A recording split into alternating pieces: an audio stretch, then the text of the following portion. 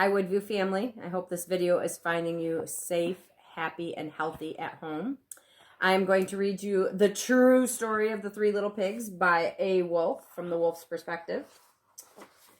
Everybody knows the story of the Three Little Pigs, or at least they think they do. But let me let you in on a little secret. Nobody knows the real story because nobody's ever heard my side of the story. I'm the wolf, Alexander T. Wolf, but you can call me Al. I don't know how this whole big bad wolf thing got started, but it's all wrong. Maybe it's because of our diet. Hey, it's not my fault that wolves like to eat cute little animals like bunnies, sheep, and pigs.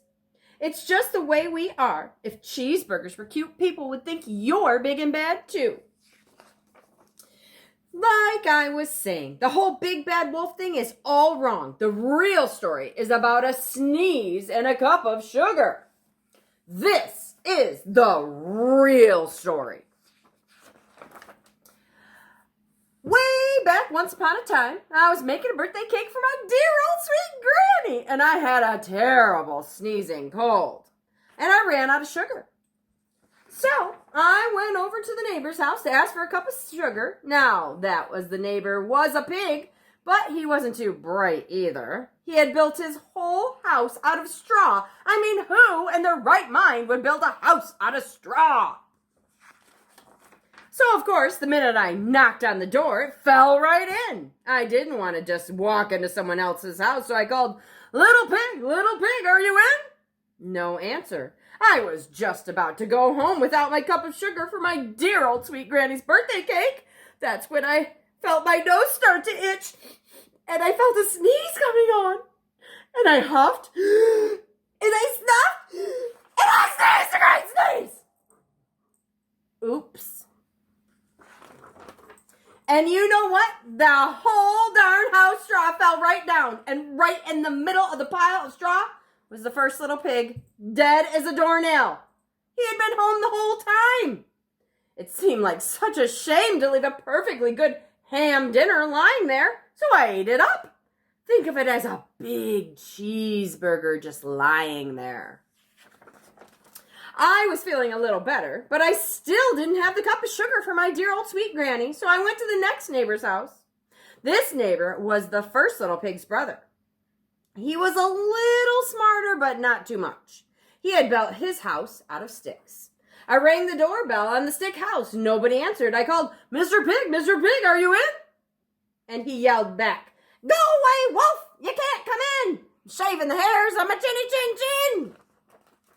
I had just grabbed the doorknob when I felt another sneeze coming on. Well, I huffed, and I snuffed, and I tried to cover my mouth, but I sneezed a great sneeze.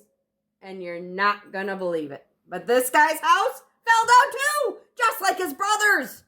And when the dust cleared, there was the second little pig, dead as a doornail. Wolf's honor.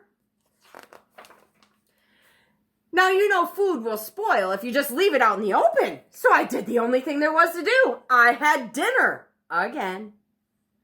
Think of it as a second helping. Boy, I was getting awfully full, but my cold was feeling a little better, and I still didn't have that cup of sugar for my dear old sweet granny's birthday cake. So I went to the next house. Now, this guy was the first and the second little pig's brother. He must have been the brains in the family.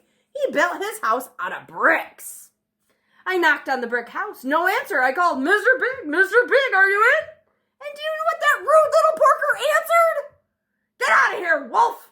Don't bother me again. Well, talk about impolite.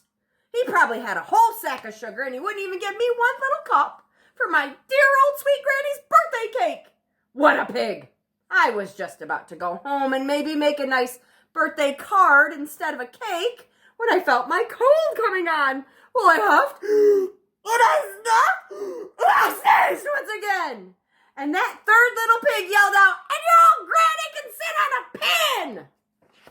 Well, now I'm pretty a usually calm fellow, but when someone talks about my dear sweet granny like that, I go a little crazy. When the cops drove up, of course, I was trying to break the pig's door down, and the whole time I was huffing and puffing and sneezing and making a real scene. And the rest, they say, is history. The news reporters found about the 2 pigs I had for dinner before. They figured a sick guy going to ask for a cup of sugar to borrow didn't sound very exciting. So they jazzed up the whole thing with a huffing and puffing and blow your house down, and they made me the big bad wolf. That's it. The real story. I was framed.